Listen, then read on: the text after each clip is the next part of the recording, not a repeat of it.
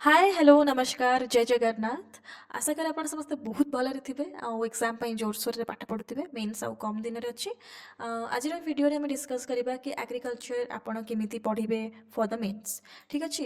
ଆଉ ଏଗ୍ରିକଲଚରର ସିଲେବସ୍ ଏମିତି କି ଆପଣ ଯେଉଁ GS3ର ଆମେ କଥା କହୁଛେ ଦେନ୍ ସେଥିରେ ଏଗ୍ରିକଲଚର ହେଇଗଲା, ଇଣ୍ଟରନାଲ୍ ସିକ୍ୟୁରିଟି ହେଇଗଲା ଆଉ ଆମର ଡିଜାଷ୍ଟର ମ୍ୟାନେଜମେଣ୍ଟ। ଏଇ ତିନିଟା ସବଜେକ୍ଟ ବହୁତ ମାନେ ଷ୍ଟାଟିକ୍ ଟାଇପ୍ର କ୍ୱେଶ୍ଚିନ୍ ଆସେ, ବହୁତ ଏମିତି डाइवर्सिफाइड करेंट अफेयर्स क्वेश्चंस आसेनी। आउ एग्रीकल्चर जो सिलेबस देती एक्चुअली एटा बहुत माने टिके बड़ वाला सिलेबसटा किंतु क्वेश्चन से आसीनी जेहेतु नुआ आड होईथर आप एक्सपेक्ट करेंगे कि एग्रीकल्चर रू क्वेश्चंस निश्चित आसो। तो से मुझे कहबी कि बिल्कुल इग्नोर करतुनी आउ माने पढ़ी जातु agriculture. Before going in to the strategy आगे देखीदबा कि सिलेबस आम एग्रीकल्चर कौन देती। ये आप देखिपे से देती major cropping patterns in various parts of the country. ठीक अच्छे सब जगार अलग अलग क्रॉपिंग पैटर्न्स अच्छी। जनरली से राइस एंड व्हीट उपर फोकस करती about the cropping patterns. Then होगा कि डिफरेंट टाइप्स ऑफ इरिगेशन ये गोटे बहुत भल क्वेश्चन ए बने है। Different types of irrigation and irrigation systems storage केते टाइप आमर इरिगेशन अच्छी केनाल ठू आरंभ करके माइक्रो इरिगेशन ड्रिप इरिगेशन ये सब जिन आउ माने ये गोटे क्वेश्चन एमती कि आप भलसे लिखि भी पारे। तापर होगा irrigation systems storage transport and marketing of agricultural produces. ठीक अच्छे and issues and related constraint.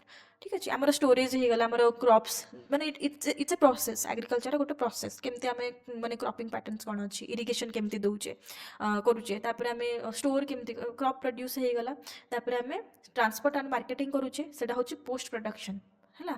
Post production से आसो फूड प्रोसेसिंग। ठीक अच्छे पोस्ट प्रोडक्शन ये आसो आमर फूड प्रोसेसिंग। ठीक अच्छे तापर से कौन इश्यूज अच्छी रिलेटेड कंस्ट्रेंट अच्छी। ठीक अच्छे नेक्स्ट हूँ ई technology in the aid of farmers in India and Odisha. ये तो गोटे बढ़िया क्वेश्चन बनी पार माने मुझे कहबी कि बढ़िया से पढ़ी जाइए कारण ये गोटे प्रेडिक्टेबल क्वेश्चन कि ई टेक्नोलॉजी आमको केमी हेल्प करुच्ची farmers in agriculture both in India and Odisha. माने कंटेंट सेम रखिए ओडिशा जब आपको किसी एग्जांपल की केस स्टडी मिला you can add that. Okay next होगा कि issues related to direct and indirect farm subsidies and minimum support price. ठीक अच्छे आमको माने गवर्नमेंट फार्म सब्सिडी दूची। Okay various types of farm subsidies अच्छी से पुणी मिनिमम जो सपोर्ट प्राइस अच्छी MSP होगा। ठीक अच्छे PDS आमर केमी वर्क करुच्ची आमर FCI नहीं जाऊँगी है फूड कॉर्पोरेशन ऑफ इंडिया सी गोटे बेनिफिशियरी तार से जाकर स्टॉक रहा। ओके सो ये जो जिनस they are very much interlink to each other. तापर ये जो देखो ये अच्छे PDS public distribution systems directly दे दीजिए सिलेबस रे कि PDS रो तार ऑब्जेक्टिव कौन फंक्शन केमती करे लिमिटेशंस कौन एंड रिव्यू केमती हो जाऊँगी। ठीक अच्छे तापर होगा issues of buffer stock FCI जो नौ आम बफर स्टॉक रखा से बहुत सारे इश्यूज अच्छे है। फूड सिक्योरिटी भी बहुत सारे इश्यूज अच्छे इन इंडिया तो ताकू आप भलसे पढ़े। Then technology missions economic of animal rearing in Odisha and India. ठीक अच्छे एनिमल रियरिंग भी गोटे भल टॉपिकटे जो लाइफ स्टॉक वाला जिनस ये आसी जाऊँगी से लाइफ स्टॉक भी आपड़ पढ़ी थे तार वेरियस स्कीम्स वगैरह जहाँ भी अच्छी नुआ आमर कौन कराऊँ फ्रॉम इंडिया एंड ओडिशा ताको आप पढ़े जेहेतु से आमको हेल्प करुच्ची फार्मर इनकम डबल करने तो it's a very good topic and doubling farmers income आप कनक्लूजन में लिखिपारे। नेक्स्ट लास्ट जो देती food processing and related industries in India and Odisha तार स्कोप कौन significance location upstream and downstream requirements supply chain management. ठीक अच्छे फूड प्रोसेसिंग भी आमर गोटे इंपोर्टेंट टॉपिकटे जेहेतु पोस्ट प्रोडक्शन रो सब जिन फूड प्रोसेस कराऊँ एंड इंडिया रे बहुत ही माने फूड प्रोसेसिंग बहुत कम कराऊँ एक्चुअली किंतु माने ये गोटे important topic from the agriculture perspective. So food processing भी आप भलसे पढ़ी जी से भी माने जहाँ जहाँ फूड प्रोसेसिंग सहित इंटरलिंक्ड अच्छा इंडस्ट्रीज होगा से पूरा दे देती कि आपको तार स्कोप पढ़ार अच्छे सिग्निफिकेंस तार लोकेशन कौन कौन रिक्वायरमेंट अच्छी from both upstream and downstream आउ सप्लाई चेन मैनेजमेंट केमती होची। सो देखिपे कि एग्रीकल्चर जहाँ भी टॉपिक्स देना ना they are very much like आम जापे कि क्वेश्चंस कौन आसो है ना आ सब मन रखिथे जहाँ भी टॉपिक एज इट इज देती agriculture question as it is आसो बेसी से इे साढ़े क्वेश्चंस करेंगे।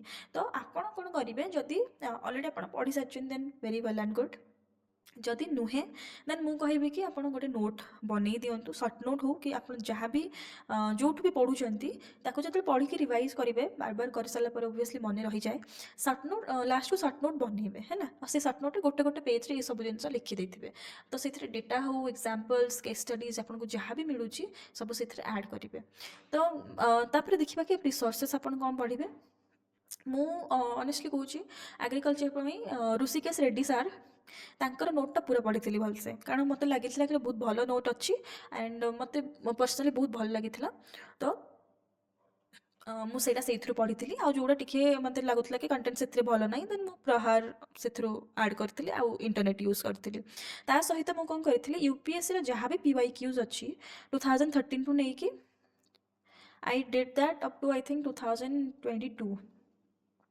20 to 23 मैं ठीक से मन नहीं मैंने से 10 इयर्स अराउंड कि आप 23-24 जाए भी नहीं हूँ 23 भी एटलिस्ट नहीं हूँ 10 इयर्स जो यूपीएससी PYQs अच्छी for agriculture what I did कि मैंने पूरा क्वेश्चन कंपाइलेशन बनई कि मु ट्राई करी जब मो पाखे अच्छी मुझे देदेवी ये माने क्वेश्चंस को माने टाइप करके तार आंसर सब बनई गोटे बुकलेटे निजे आ मुझे बुकलेटा पढ़ी एंड जेहेतु क्वेश्चन तो आसना किंतु सेटा निश्चित हेल्प कर सेमती कले कारण लास्ट इयर आसनी मीन्स मत पूरा लगुच कि क्वेश्चन एग्रीकल्चर से पकेबे ठीक अच्छे तापर मैप्स आप आड करेंगे क्रॉपिंग पैटर्न होगला धरकर ड्रिप इरिगेशन आप माने जस्ट टू शो कि व्हाट इज ड्रिप इरिगेशन गोटे बॉक्स बन देना आप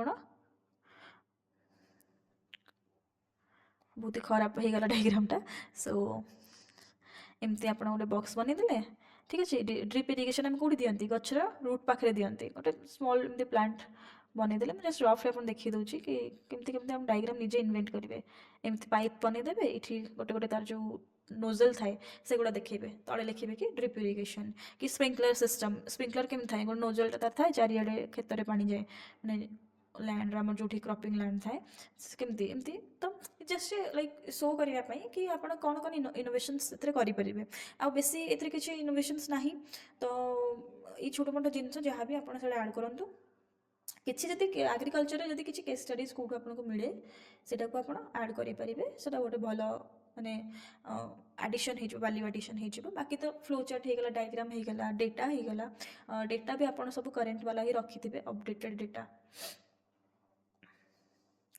सेटा ही लिखे ओके जहाँ भी क्वेश्चंस आसो बाकी रहा एमती पढ़ु एग्रीकल्चर बहुत माने प्रेडिक्टेबल टॉपिक मुझे कहबी माने आम GS3 बिल्कुल इग्नोर करेंगे बहुत भल से पढ़ु और निश्चित सॉल्व माने इजिली आप मार्क्स पाइबे so thank you so much for watching this video hope you like this and if you like it please share and subscribe to my channel and please take care of yourself जय जगन्नाथ।